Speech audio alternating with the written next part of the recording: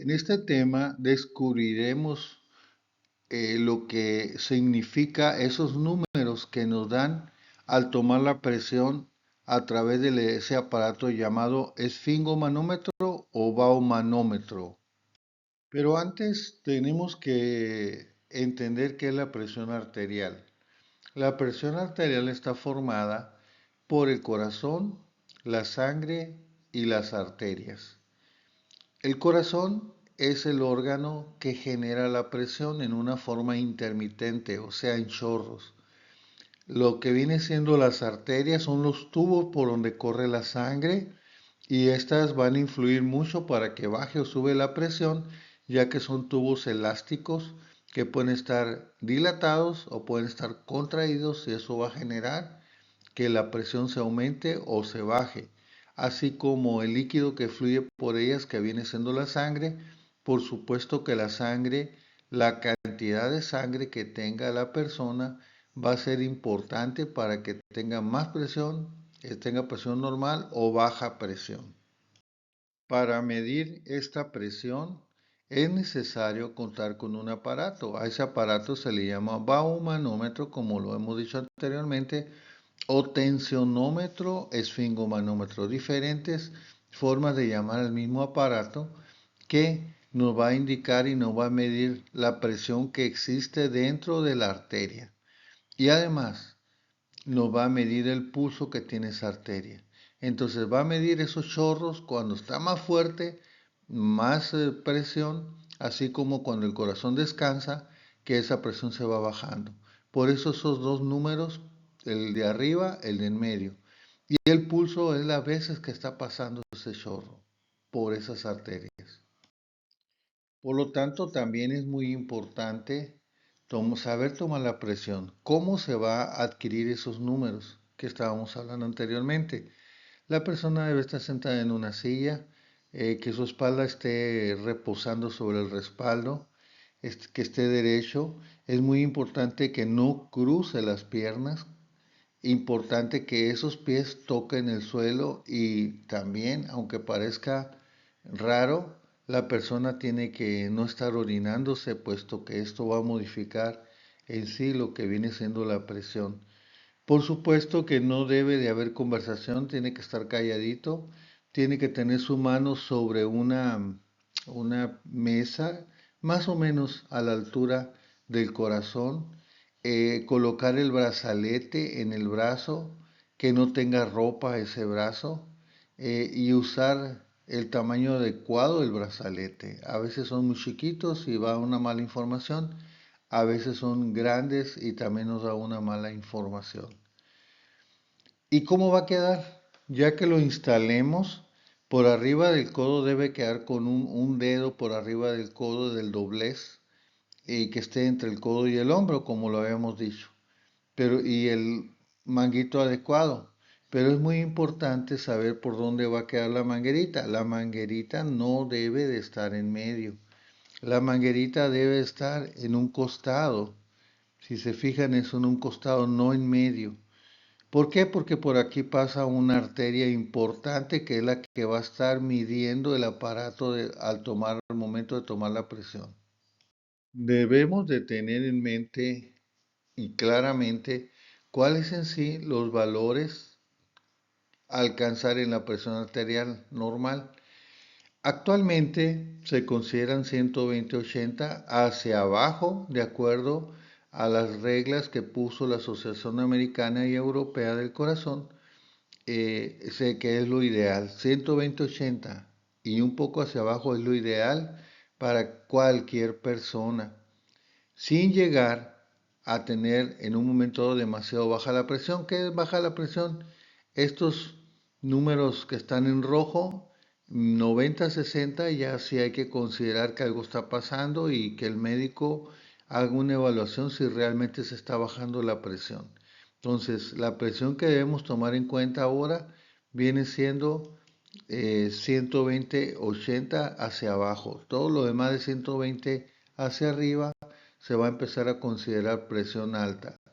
Y todo lo que baje de 90-60 se va a considerar que la presión se está bajando. Comenzaré a describirles los números. En el esfingomanómetro, este aparato nos está marcando el primer número, es la presión sistólica. La presión sistólica viene siendo cuando el corazón hace su mayor esfuerzo, el corazón está bien contraído y está mandando la presión al grado que la arteria se dilata. Entonces el corazón hace el mayor esfuerzo es cuando está pasando la sangre. Este aparato nos está detectando precisamente cuando está pasando más presión. A esa es la primera cifra sistólica que la gente comúnmente le llama presión alta, erróneamente. Simplemente es la presión sistólica. A continuación veremos lo que es la presión diastólica. Corresponde a la parte, al número de en medio, diastólica.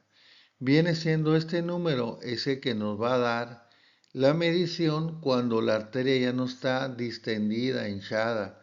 Simplemente sigue fluyendo la sangre, sigue fluyendo, pero antes de que vuelva el corazón a aventar otro chorro de sangre, acuérdese que decíamos que la bomba, o sea el corazón, mantiene la presión a base de chorros intermitentes.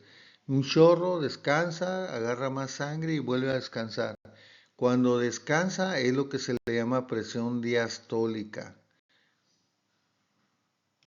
Nos falta un número que viene siendo el pulso, el último, 76. ¿Qué es el pulso?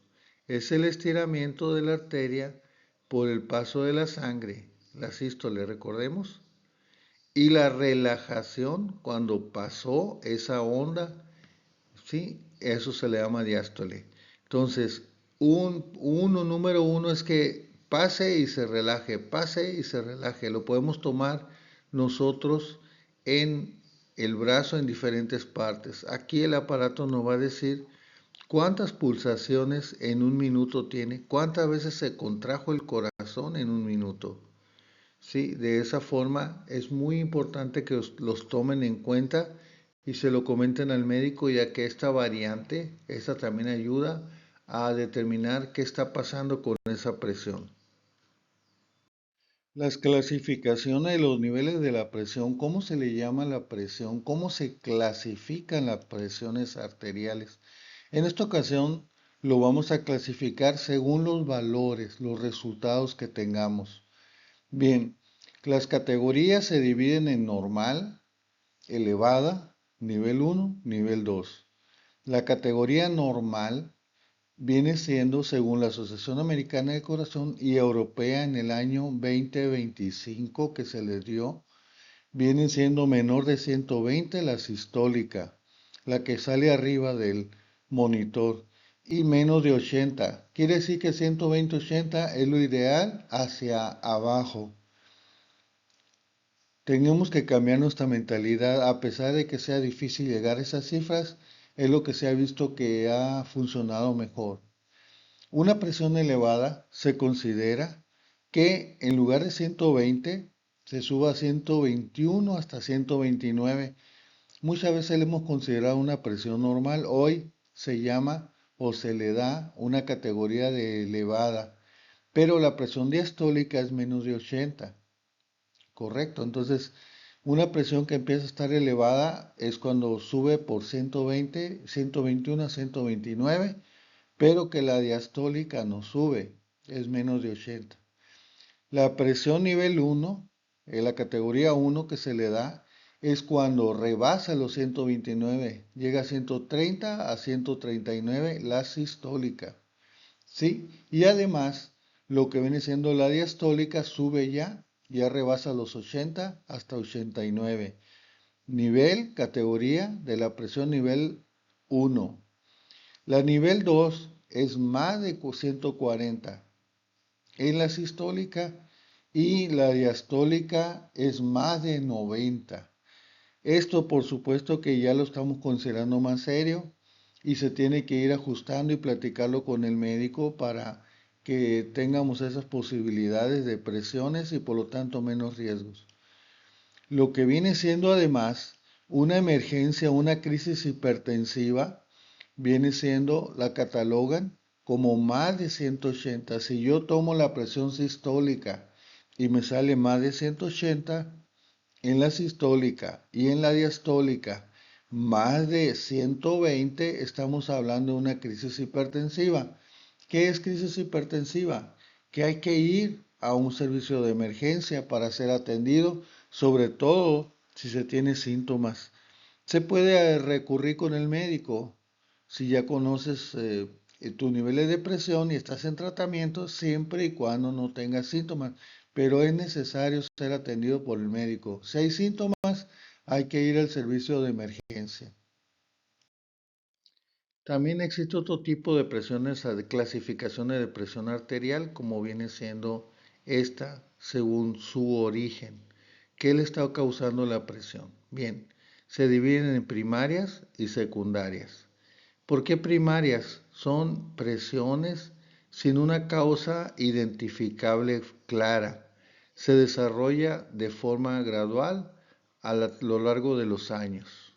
Fíjense la diferencia. La secundaria es una hipertensión, una presión alta causada por una enfermedad o condición identificable y potencialmente reversible. Quiere decir que algo está ocasionando la presión alta, es la secundaria. Las causas son muchos factores, lo de la hipertensión primaria o esencial, la edad, la genética, la alimentación, la sal, obesidad, sedentarismo, el alcohol, tabaquismo, etcétera, etcétera. La secundaria, la causa vienen siendo enfermedades renales, que se enferman los riñones, estrechamiento de las arterias renales, trastornos tiroideos, la tiroides, problemas en las suprarrenales, unas hormonas que se aumentan por algún problema, y también muy común la apnea del sueño, o sea que la persona eh, tenga dificultad para respirar en la noche, también se puede corregir. Ciertos medicamentos, entre otros, son las causas que generan el tipo de presión arterial secundaria. La prevención viene siendo alrededor del 90 al 95, la primaria. Casi siempre va a ser la primaria, pero necesitamos asegurarnos si no tiene órganos enfermos para considerar que sea una clasificación de hipertensión secundaria, ya que si se corrige el problema, se corrige la presión. Esta no. Esta va a requerir casi de por vida tratamiento para corregir esa presión arterial. También existen otros tipos de situaciones de hipertensión según la clínica. A veces al llegar al médico, la persona se le sube la presión. A eso se le llama hipertensión de bata blanca. O sea, al ir con el médico, con una enfermera tomándose la presión se le sube, pero si esta persona se le toma en su casa, regularmente sale su presión normal. Otro tipo es cuando la persona está embarazada. Acuérdense de la preeclampsia, eclampsia. El mismo embarazo está generando la presión.